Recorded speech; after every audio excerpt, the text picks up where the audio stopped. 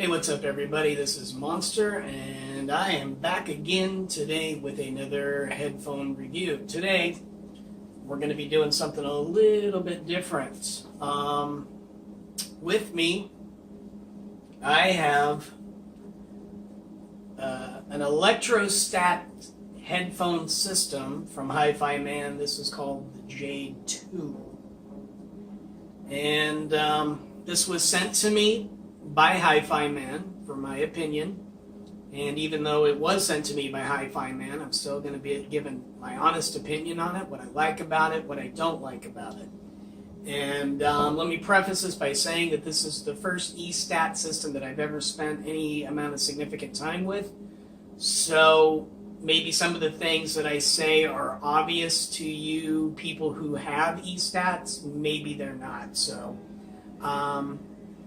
because I've never spent time with an e-stat before, I've got nothing to compare it to.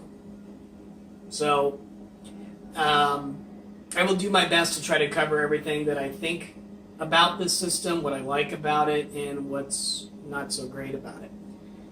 So, the system comes with the headphone, which is here, and then it also comes with this rather heavy amplifier. I believe you can buy them separately, but if you purchase them together, I believe the package price is approximately $2,500, give or take. I'm not exactly sure on the exact price. On the front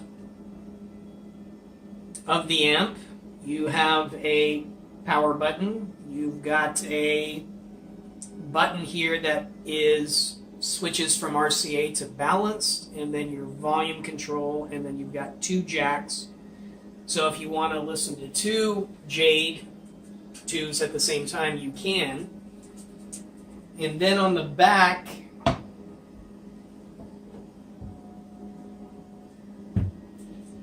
you have the RCA inputs and then two plugs for the balanced and then your power cable plug right there. All right, so let's get into the comfort and build quality. The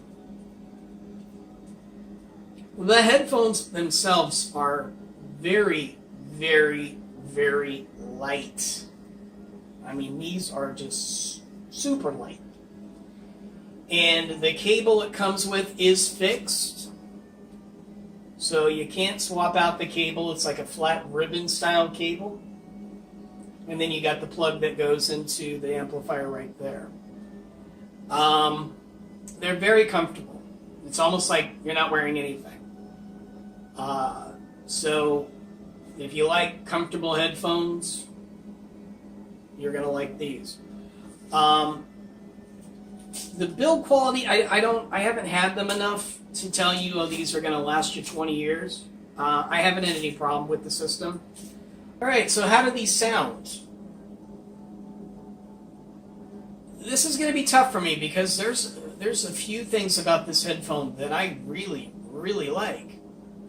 And then there's a couple things that I don't like. So let's start with what I do like about these headphones. These are the clearest, cleanest, most transparent headphone that I've ever heard.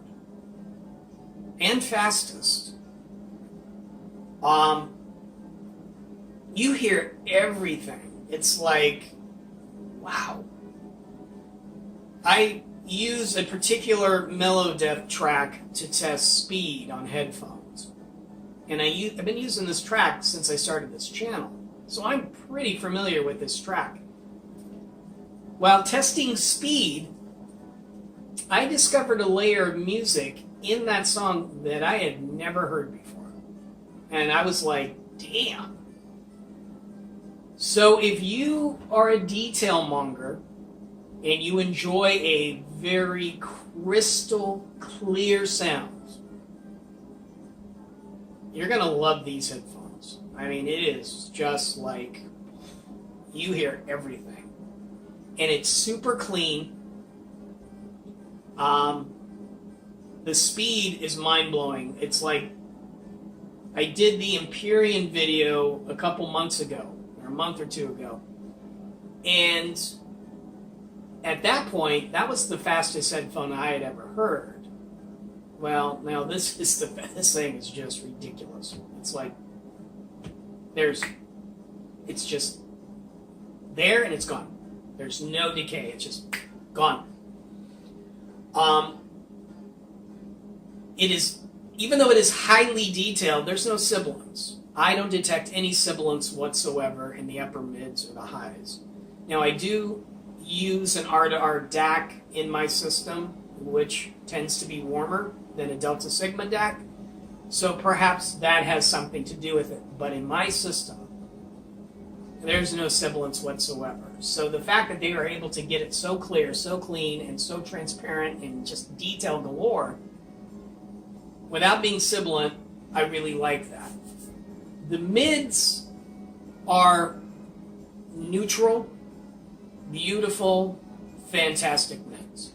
They're not too aggressive, they're not laid back, they're right where they should be for something that is considered to be a neutral headphone. The same goes for the bass. The bass is not, these are not bass head headphones, but I will be honest with you, these have more bass than I thought they would before I got them.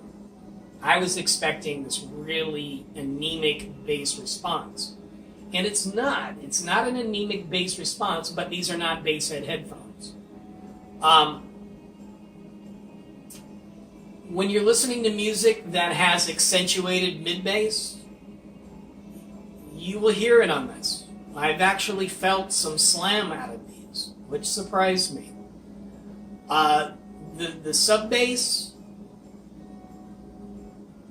I haven't noticed it roll off too early. And it's definitely there. Again, I have another album that I like to test sub-bass with, and these, you could hear it in these headphones. It wasn't perhaps as present, as visceral as I would prefer, but it's definitely there.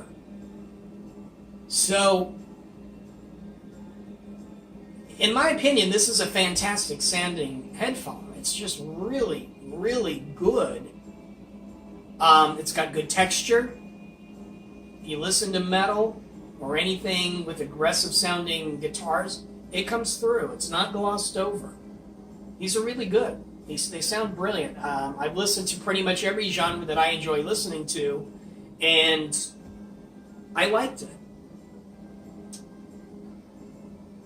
So, what don't I like about it? And this is hard because I don't know. The problem, and I'm not a scientist, and I'm not a engineer, so I cannot tell you for an exact degree of certainty where the problem with this headphone system lies. I'm guessing that it's with this amplifier. There's two problems. The first problem is volume headroom. For most of my music, I have enough volume. It's not blasting, but there's enough volume there. But I like to put my music player on shuffle. So it goes from one band to another band to another band, and it just bounces all around, and I've got over 1 terabyte of music.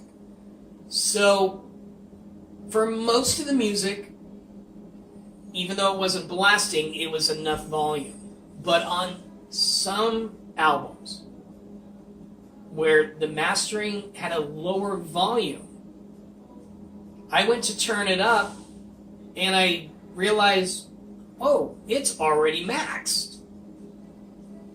And that to me is a problem. And I private messaged with a Hifiman representative about it, and he asked what DAC I was using.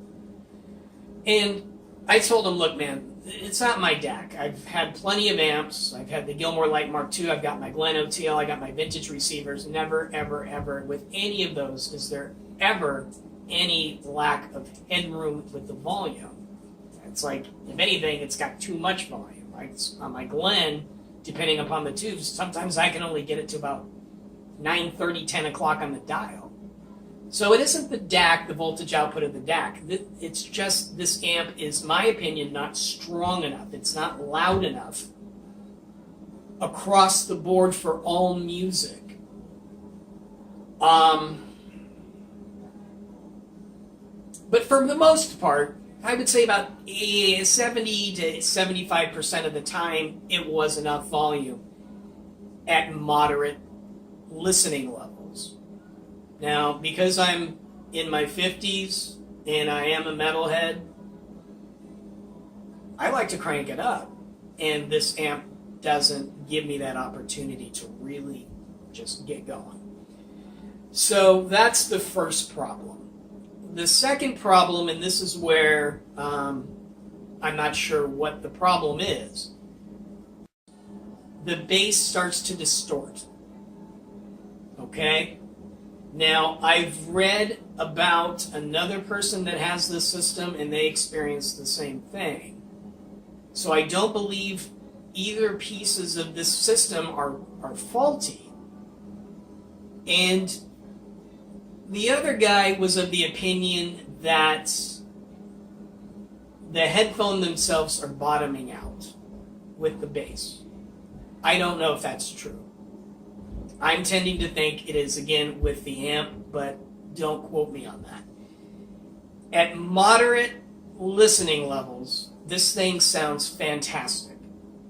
Just brilliant. But if you start to get the volume up higher, the bass starts to sound like it's distorting. It sounds bad. And I don't know why. I guess it's the amp.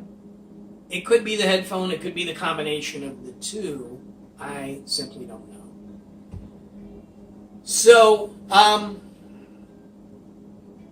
to summarize this short video review, if you enjoy clarity, a clean sound, a transparent sound, oh, one other thing I forgot to mention, the sound stage on these is odd. I've never really encountered a soundstage like this before. For most songs, it has actually kind of a narrow presentation. Everything's kind of bunched together. And then out of the blue, on some songs, and I don't understand the rhyme or reason with it, all of a sudden a guitar part will come from way out here or way over here, and I'm not really sure why it's not a continuous, wide open sound. It's like drums, vocals, bass, keyboards, and then an occasional guitar comes from way out here. I don't know what that's about. There's a little bit of depth to it, but it sounds to me like there's more height than there is actual depth. So I would not call this a soundstage lover's dream. It's there, and it's odd, but it isn't the deepest or widest I've heard. So, to wrap up this video review of the Hifiman Jade 2, if you enjoy listening to headphones at a moderate volume level, and you're not one of these people that likes to really crank it up, this is a fantastic sounding system. It really is. It's so clean, so clear, so revealing, and yet it's not too brutal on bad recordings. I mean, yeah, I've heard other headphones that are more relaxed on bad recordings, but this doesn't make poorly recorded songs unlistenable. So If you are really into detail and you really don't mind listening at a moderate volume level, then I would highly recommend this setup. I mean, you could go for an HD 800 and, you know, a good tube amp to run it. And with good tubes, it's going to be more than this. And this is more natural sounding and it's cleaner. It doesn't have the soundstage, but for the price, for moderate listening levels, and if you value detail and clarity, I really like this headphone system. I really do. But if you like to get into the volume level a little bit, I don't know what happens. I don't know what's going on, but there's something that I don't like about this setup. And I'm sure as time wears on, people will begin to figure out what it is about these that's causing that problem. Now, I have also read that you can use a different amplifier, a different E-stat amp energizer than this one with these. And supposedly it improves the situation. Again, I don't own any E-stats, I don't own an energizer, so I've got no way to test that theory out, but that's what I have read. So if you buy the Jade 2 headphone, it doesn't necessarily mean you are forced to buy this as well. Which energizers work good with this and which energizers are an improvement over this, that's research that you're going to have to do, because I frankly just don't know. So anyway, that's going to wrap up a rather quick and short and kind of a wildly varying review on a product that I really like lots of aspects about. So I would like to thank Hifiman for sending this out to me, and I hope that my comments are well received by them and taken into consideration, with perhaps a version 2, which Hifiman is very well known for putting out. So anyway, this has been Monster Zero, and I will talk to you guys again next time.